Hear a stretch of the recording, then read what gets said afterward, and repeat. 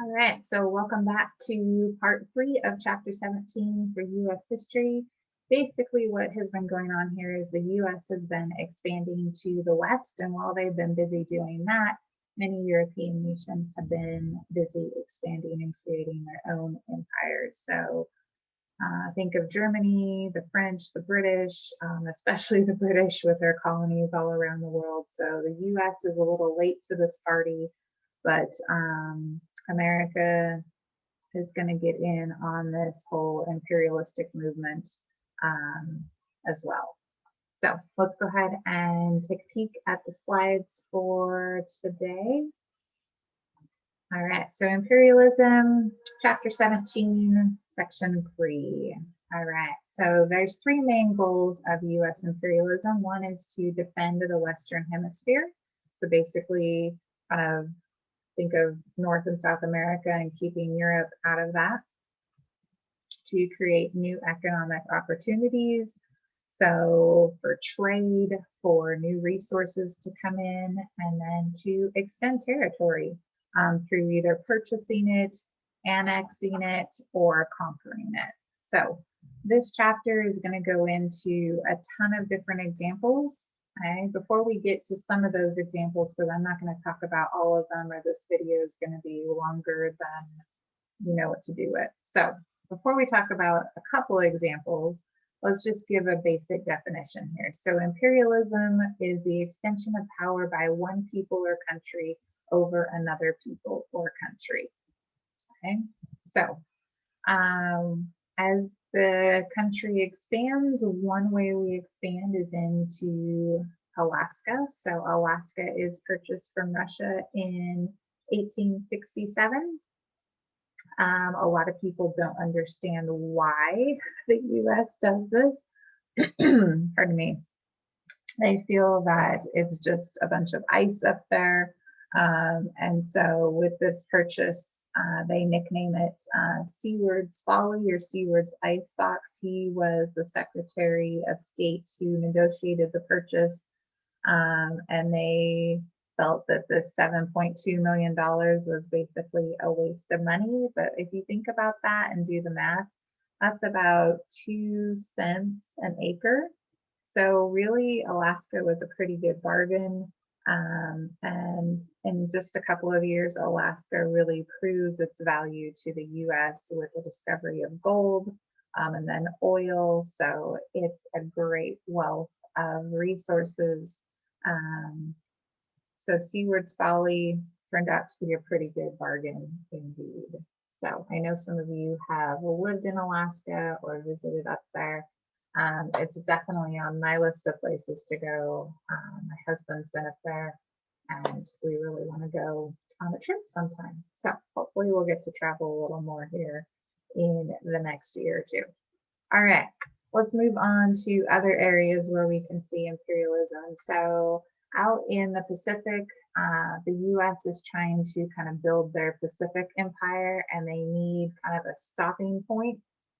So they annex the little coral island of Midway.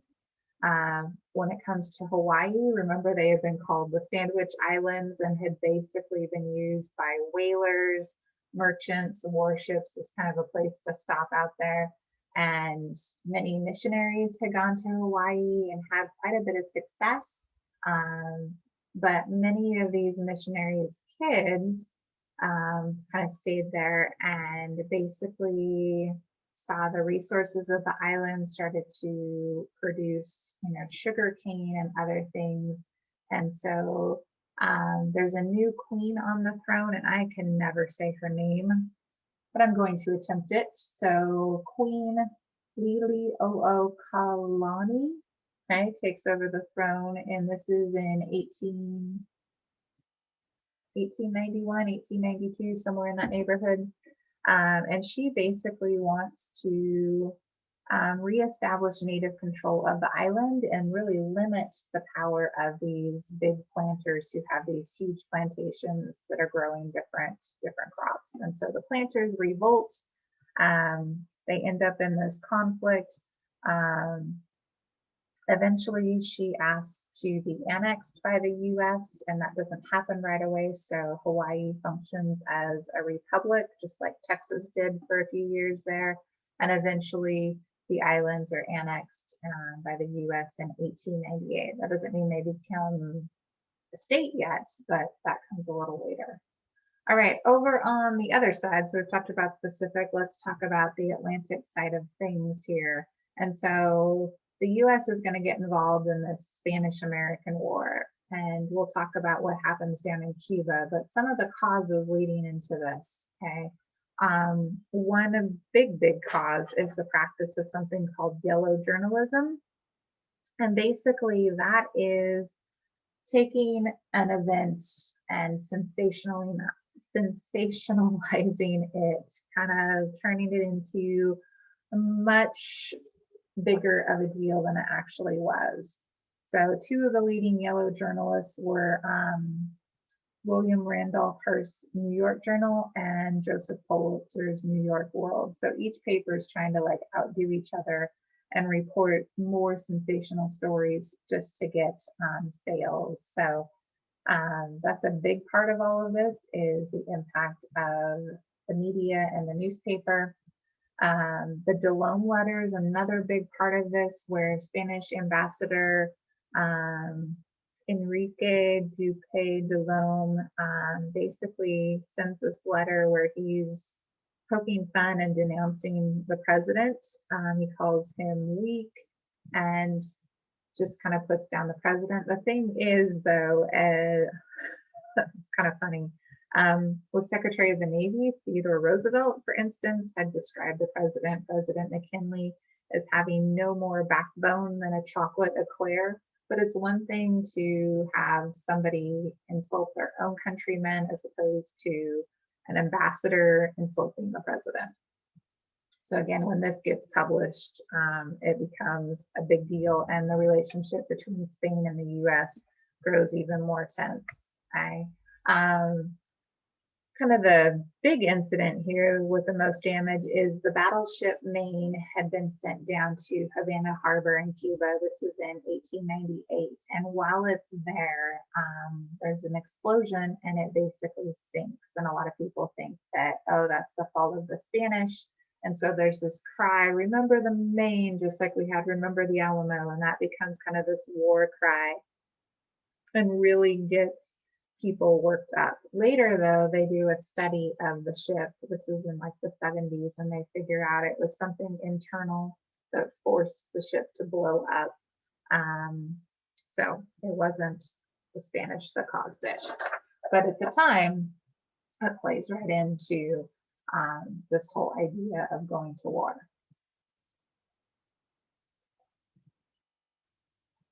All right, so McKinley sends a war message to Congress to get them to approve this war, because Congress has to do that in order for the US to officially enter war. So over in the Pacific, we have kind of a major skirmish here with Commodore George Dewey. He is sent there to basically engage the Spanish fleet. They end up in a battle, the Battle of Manila Bay, where basically the Spanish fleet out there in the Pacific is pretty antiquated, kind of old, and 8 of their ships are sank, and the US is victorious there. Back over to the Atlantic side of things, we have Santiago. Basically, Spain has sent their Atlantic fleet over, and the US is basically blocking them from coming into the harbor, and the army is sent down. It turns into this big, huge thing. There's a battle, a naval battle out there, kind of ends the same way it did in the Philippines, with the US being victorious. And then there's also battles on land. Probably the most well-known is the Battle of San Juan Hill, where you have Teddy Roosevelt leading his Rough Riders to overtake the Spanish fortifications. And we've talked about this Battle of Santiago Bay, where the Spanish are defeated. I believe at least 3 of their warships are destroyed. So In the aftermath of all of this, the U.S. takes over control of Puerto Rico, Guam, the Philippines. For a while, they have virtual rule of Cuba. They've annexed Hawaii, and basically through this whole process have become a major world power. They've gained the attention of the world on a different scale than they had before. So what is the cost of maintaining this empire? It's really expensive, okay? Because you need to maintain a standing army, navy, and all of the things that go with that. So it's a pretty costly thing. The US really hadn't had to maintain such a large military during a time of peace. And not all the people that were liberated from Spain were eager to exchange Spanish control for American control. In the Philippines, there's a situation where there's an insurrection, and for 2 years, the US had to conduct a campaign on the islands that was pretty costly and very difficult in order to suppress that insurrection. So there's a lot of stuff going on that this video can't cover. Otherwise, we'd be here a really long time. So let's wrap up with the election of 1900. We're finally getting to this next century. So it's again a rematch between McKinley, who's president, and Bryan. Bryan was very opposed to this idea of imperialism, and so he's pretty outspoken.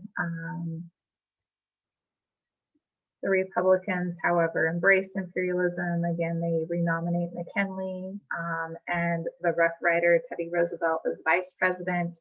There's an electoral landslide over William Jennings Bryan and his Democrats. So as this new 20th century dawns, America is moving toward a position of leadership. All right, so for your homework, you're going to be writing about what impacted the media, so the newspapers and yellow journalism have on the events of this particular time period and what was going on. You can even talk a little bit about the impact of the media in today's time period and the things that are going on. So that is it for now. We'll catch y'all later. Bye.